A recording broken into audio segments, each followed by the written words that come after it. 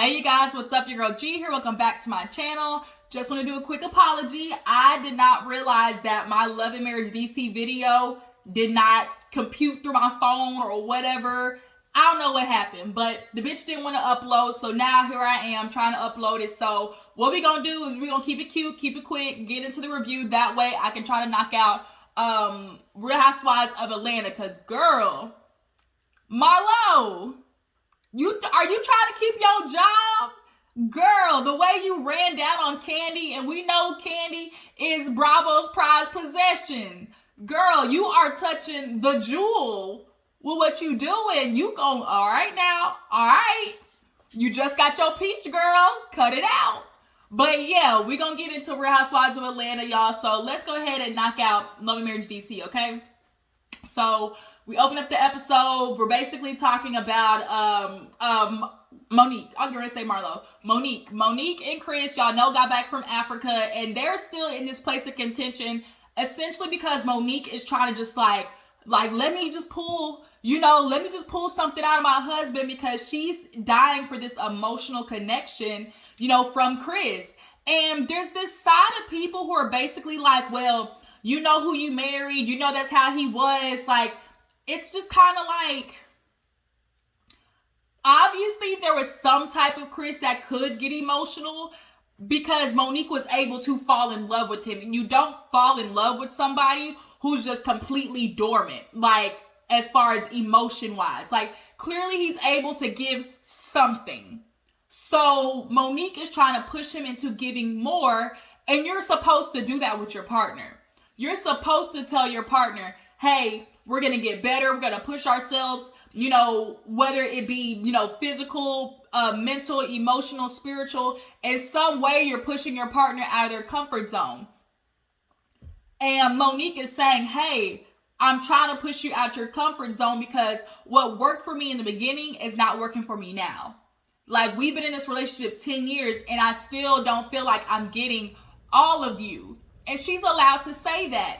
And another thing is too, is like, just because a nigga got money don't keep him obsolete from me telling him what he's doing wrong in the relationship. That's another thing. Like, I don't like this idea that women are just supposed to be grateful that their man is providing this lifestyle, and he's supposed to be like, I'm supposed to be okay with him giving me bare minimum. We're not letting niggas give bare minimum anymore. Bare minimum is not cutting it anymore, period. And so Chris is in the room with the producer. She's in the room with the other producer. And she's like, I don't know what to do. She's like, I'm just like, I feel like I'm losing a battle. But I will say, Monique, you have to soften your approach. We'll just put it that way. And I can tell she's just going so hard because it's just like pent up frustration. I think that's really what it is. It's like just pent up frustration. And so it's just causing her to just like boil over. But you just like, when you go at Chris just like, do like that hard, you're gonna push him away. And Chris, and he admitted, like, what I would already have my suspicions of, he admitted later on when he came back in the room. But essentially he came back in the room and he's like, Moni, like, I don't know what you want from me. Like, on that African trip, I guess she was trying to have like an epiphany with Chris, or just like this big like aha moment, like we're in the motherland, like both of us are supposed to bloom into this new couple. And it's like, no, it don't just happen with a light switch. Like, it's gonna take some work. And you also have to allow Monique as well, you have to understand that Chris's process or progress is not going to be the same as yours. And that's where your controlling side is coming in, because you're just like, you should be where I'm at, you should be where I'm at. And it's like, you have to understand, like, he's gonna go at his pace. Absolutely push him, because if you don't push him, he'll do what he was doing before, which is, oh, the life coach gave you a task and your ass still ain't done it. Absolutely keep your foot on his neck, but do it in a way that you are still understanding that he has to go at a pace that's, actually beneficial to him and where he's having his breakthrough. Because you don't want him to do is just start faking it. Because eventually that mask is going to fall down of him faking, him doing all of this work. Like, what he needs to do, instead of having a female life coach, I think Chris needs a male life coach. He needs to have a male around to show him it's okay to be sentimental. I'm very interested to see Chris's background as well. He's a black man, for one, in America, so they're already emotionally stunted. Two, I don't know if he grew up with a dad. Well, he did grow up with a dad that allowed you to say, hey, your emotions, express them. And so for him, he clearly grew up in the I'm protect and provide. That's all these niggas know. Protect and provide. And so when she started crying, she was like, Chris, I'm on you because, like, if I wasn't fighting, and she started getting emotional, she's like, I'm fighting because I do want this. And so she starts crying, and y'all, the way he picked her up, he said, oh, he picked her up, and I was like, it was just so cute. It was just like damn. Like, you saw the love right there. And I just like, it was just such a cute moment. Then when he picked her up, it also made me think about, shit, I know they be getting it down in that bedroom. They be making down, okay? Definitely want to be a fly on that wall. He lift her up like that. How many other ways is he lifting her up? But nonetheless, he basically admitted like what my suspicions already were, which is like, damn, Moni, I think I'm doing like what I'm supposed to do. Like, to men, you know, we don't get in touch with our emotional sides, one, but two, I feel like I'm doing what I'm supposed to do. You know, I come home at a decent hour. I ain't got no babies knocking on the door. You know, I don't, you know, bills is paid. He feels like because he's doing these things, you know, he's doing what Martell used to do, which is I'm doing better than the worst of these niggas. Like, oh, I'm actually around my kids. Oh, I actually, you know, bathe my kids and tuck them in at night. And so they feel like that's enough because we're so used to men giving little.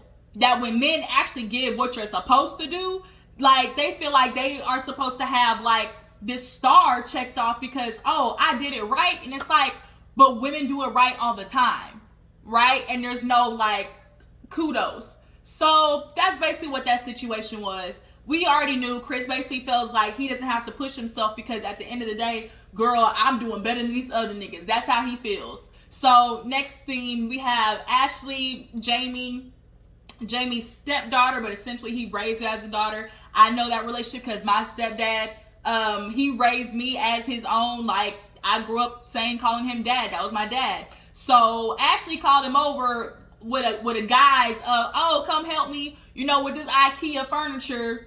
And the fact that he said, I'm already irritated. Like, this nigga gets irritated so fast. I don't know how many times. We're on our 4th episode, and this man, he says, I'm already irritated. Like, and it's like, bruh, like, you need to get whatever all that shit is on your chest off, because the way he gets irritated so fast, the way if something doesn't go his way, if something is complicated, if something pushes him out of his comfort zone, if he has to do more than what he wants to do, like, he gets irritated. And that's not a good trait, Mr. Jamie. But nonetheless, you know, she was like, well, I called you over here, you had to fix this. Obviously, the fact that you ain't fixing shit lets me know that you ain't really a hammer and nail type of guy. You know, you ain't really just like fully bloomed man as you like to think you are. But nonetheless, Ashley got in his ass as somebody needed to. Ashley got in his ass basically saying, look, Dad, you clearly wasn't listening to Jayson. He said he didn't want to DJ, but you literally was like, yeah, I heard that, but let me step over that, because what I vision for myself is being able to brag to other people about, oh, you know, that's my son, you know, and, you know, on the magazines, or that's my son, showing everybody like he's capable. And that's a good thing. We understand as a dad, you want to push your son, you know, and show him that your disabilities don't limit you. And I absolutely agree with that. As a person who personally lives with disabilities, like, and living after like my car accident, and having the limitations, like, you understand that you push yourself outside of, you know, you still push yourself to be what others are who don't have limitations.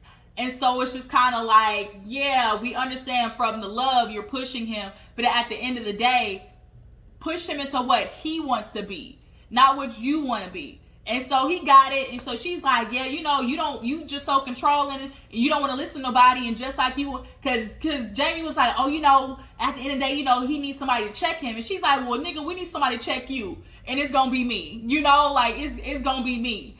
And so I can appreciate that. She got in his ass real good. Here's my thing. Does Jamie Jr. have his own apartment? Does he have his own place? Because from what it sounds like, Jamie lived with a girlfriend. Is that what it is? Does he live with the girlfriend? Because I'm sorry, Jamie is giving real hobosexual. Jamie Jr., he's giving real hobosexual. I'm not going to lie. Y'all know what that means. It's just fucking for a spot at the crib. That's what it's giving. But nonetheless, yeah, I'm glad that Ashley lit Jamie up because he needed it. Moving on, so we have Monique meet Winter. She, of course, has got to get caught up from Tanzania. You know, she just had to let everybody know I'm back from Tanzania. It's like, god dang, we get it. You got back from Africa, bitch. Okay, so nonetheless, you know, she's like, catch me up, girl. Like, what happened? And she was like, girl, Erana and Ashley ambushed me. I said, ambushed? That's a strong word. Like, from that dinner that they sat, or that brunch that they sat at, did y'all get ambushed? I didn't get ambushed. Like, yeah, they were kind of, like, they may have had, like, a tense moment, but to me, ambush is, like, attack unexpectedly. Like, you weren't prepared for this conversation, or, you know, there was no time for you to be able to rebuttal. They didn't give you a time to defend yourself. Like, I didn't get that. But okay. But yeah, so Monique was like, wait a minute. And she's like, well, I'm not gonna lie, girl. You know, Ashley said in her past, you know, she's been a mean girl in her past. And she was like, yeah, you know, actually, she just has so much to say, you know, talking about, oh, like, all I've ever heard about is you and your husband and you, like, I don't know nothing else about you. And it's like, okay, Winter, like, we're going to be honest. The way you introduced yourself wasn't you introducing, like, you. You introduced yourself on this show as a woman who basically dealt with a lot of shit. So that's the only way we know you, is because that's how you introduced yourself, right? So we're not going to put that off on nobody else. Secondly, Winter, this episode kind of got me, you know, wanting to, you know, I got to keep you at a distance, okay? Like, it's just something about you that's bothering my spirit, and you're kind of giving me real... We'll get into it. Nonetheless, she was like, yeah, actually, she really had so much to say. And then we got into infidelities, you know, she was talking about me. And she's like, oh, you know, I didn't say nothing about her and her husband, you know, DJ Fun Size. And I was like, oh, shit. When Ashley watched that back, girl, it's going to be, you know, it's just going to be, just shooting. You know? DJ Fun Size. God dang it. I think DJ Quick will be able to laugh it off, but Ashley ain't, okay? Because she already don't like this bitch. So it's like, yeah, you might want to watch out. But nonetheless, DJ Fun Size, you know, we were talking about that. You know, we all know the rumors. You know, DC is a big, small town. So you think we ain't heard, you know, the stuff going around. And so now Monique was like, you know, and it's kind of like, Ashley already admitted. She keeps her head in the sand. Point blank, period. I might hear something, but I ain't going to look to confirm it. Basically, that's what it is. I ain't going to go look to go confirm it. And so Erana, she was like getting on her too. She was like, yeah, you know, y'all want to come at me about my man, but you know, ain't nobody checking for yours. You know, Ashley, we know he got rumors in Erana. You talking about your man falling asleep at the stoplight, talking about, oh baby, oh I'm drunk, you know, I fell asleep at the light or whatever. And it was just kind of like she was going off, you know, just going off. And I was like, Winter, okay, Winter, you might want to be careful. And so y'all know what Monique did. Monique ran back and told these girls and got the business started, okay? So Ashley had the, quick scene. We had a scene with Jayson's whole family. I love this scene. Jayson's whole family basically took a step into his world. You know, they ended up playing something ball, like goal ball, I think it was called, or something like that. Essentially, you have to be quiet, and they attach this bell to a ball, and you have to be quiet to hear it. Because when when you lack vision, you kind of move more by your senses and by your touch. And so that's what that game basically did. You know, it limited you to only being able to use, you know, your sense of touch and, you know, and hearing. So I loved watching them play that. What is it? Erana after ended up, you know, telling Jayson he got into doors, and I'm pretty sure it's DARS, because I've used DARS when I was in my car accident. I was a part of DARS, but I think her DC accent is pronouncing it doors. But maybe there's another, extension of DARS, and it's called Doors up in DC. I don't know, but I'm pretty sure she's meaning to say DARS, because it's DARS. But yeah, she essentially lets him know that you got into, the independent living, and it's amazing. But it is a little thing, like Ashley was saying, it was obvious that they coddled him growing up, or essentially Erana coddled him, because let's just be real. Jamie ass wasn't in the household. We gonna keep it funky. You can always tell when a man is not in the household with his children. And Jamie, and with what Erana is saying, your ass wasn't coming home. Love should have brought you home last night type shit. So yeah. But nonetheless, it is good to see that Jayson is finally getting what he needs. I think almost what happens is a lot of times with parents, and particularly Black parents, like when you have to start putting your children into these programs, it's almost like confronting and having to accept the fact that you do have a child with a disability, which is hard. Like, it's hard for parents to have to accept, my child's gonna go in the world different than others, and you want to protect them and and keep from people harming them. And that's absolutely understandable. That's human nature. As a parent, you want to protect your kids. But in what you feel like protecting them from the bad, you're also blocking them from the good. Right? And so Jayson is kind of getting a late start on that. Did he learn Braille growing up? Is that something that he did? Did he get a part of the blind community or vision impaired community with other blind kids? The fact that he doesn't have other, visually impaired friends, joined a club, something. That just goes to show, they really kind of limited him in that fact. But I can appreciate that, Jayson's really pushing to get his life started, and they're helping facilitate that. Jamie stayed back and talked to Jayson and basically apologized and was like, you know what? I got to do better with listening. Ashley checked me. Everybody was letting me know that, what you want to do, I should support, and so I'm going to do that. And I was like, finally, Jamie. I'm going to be on your ass this whole season, and you try to call yourself coming for me on Twitter, tell me to go to bed. But, I'll let you have your moments when you have them. But other than this situation, guess what? This season, I'm going to be on that ass, okay? Just giving you a heads up. So yeah, it was, nice to see a Black man finally be sentimental with his son. Y'all got to stop being afraid to be emotional with y'all sons. They feel like that's going to implement, some gay type of stuff or some softy type stuff. And it's y'all niggas need to grow up. But yeah, so moving on, Ashley had her fun time moms or something like that event at the selfie place. I'm starting to see those pop up a lot more. But at the selfie museum, her, Erana, and Monique were there. And of course, Monique, she knew what her job was. Bitch, run and tell it. Let you tell it, okay?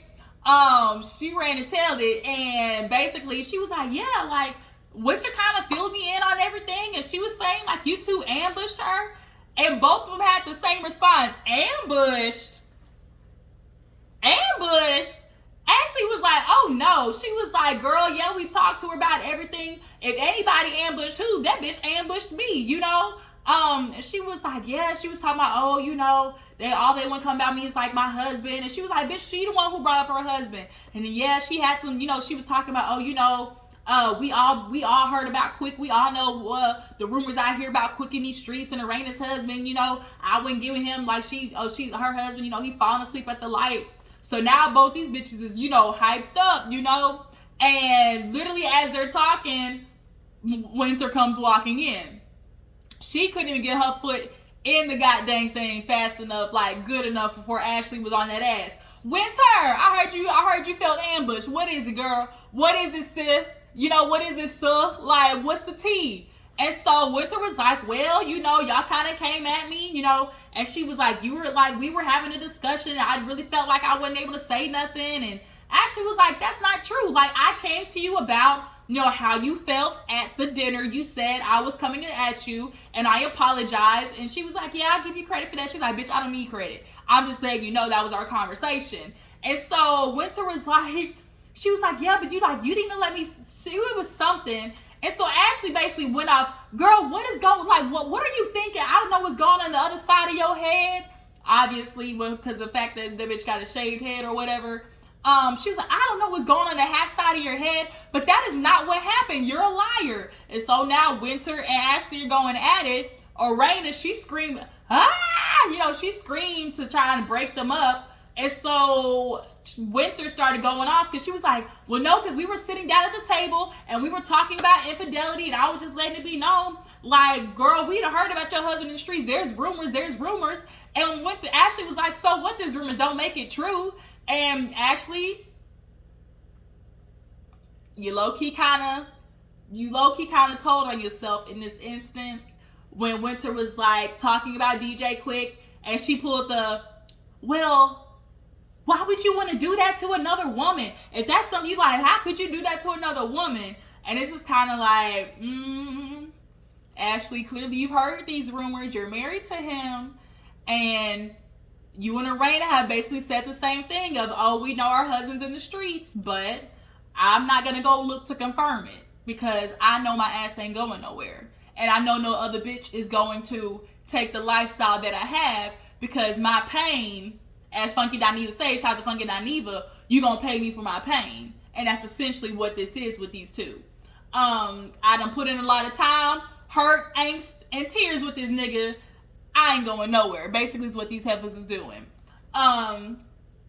So yeah, they start going at it. So Monique is like, well, damn, I got something mixed up because the way, Winter brought it to me was like you two were going at it. And so now, like, Ashley's kind of looking at, Moni and Winter, they're looking at her like, bitch, you started something. It was like, wait a minute, no, I didn't. Like, I feel like Winter kind of came at Monique with some heat that she didn't have for the girls.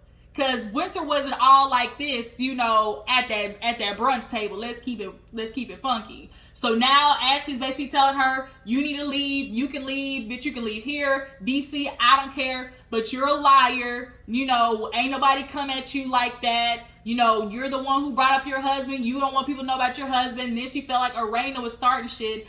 At that dinner, when Erana was talking to Winter, I feel like she just kind of asked like a general just like question. So do you feel like, you and Ashley resolved y'all's issues? I didn't feel like that was a messy question to ask, but do y'all feel that way? Because I don't feel like the tone of the question, like, to me wasn't giving off like, let me be messy. But nonetheless, Winter let it be known, bitch, I'm out of here. Like, girl, whatever. I done put on my good shoes and wasted it. Like, I ain't gonna do this with you. Quick note, Erana, them titties is tittying, okay? They is sitting up, okay, bitch? So last scene, we have Erana. She upset.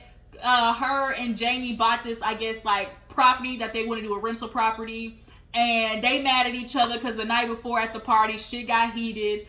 Y'all need to fix this house up. Y'all need to fix it or sell it, either one. But they're outside talking and Erana's upset at him because she's like, you were yelling at me. I was trying to get to the party and I was already upset, dealing with Winter and Ashley. And he was like, I wasn't yelling at you. She was like, yes, you were. She was like, people outside was looking and I heard them saying, well, who is he yelling at? She was like, I'll be damned if he embarrassed me. And then this is where you could tell how the relationship goes. Erana has emotional stuff going on and she goes to Jamie to hopefully get, consolement, just a little bit of something. But his emotional stuff and his frustrations will always outweigh hers. And he's allowed to take his shit out on her all the time. What she said, she was like, you always take your stuff out on me. Because he was like, well, I was dealing with a lot of stuff in there. So, if I'm upset or I'm mad, just do what I tell you. You won't have no problems. And it's like, and you wonder why people call you controlling. Like, that's not okay. Like, to treat your wife like that. But ultimately, he did the quick, I'm sorry, to basically shut down the situation. I'm sorry.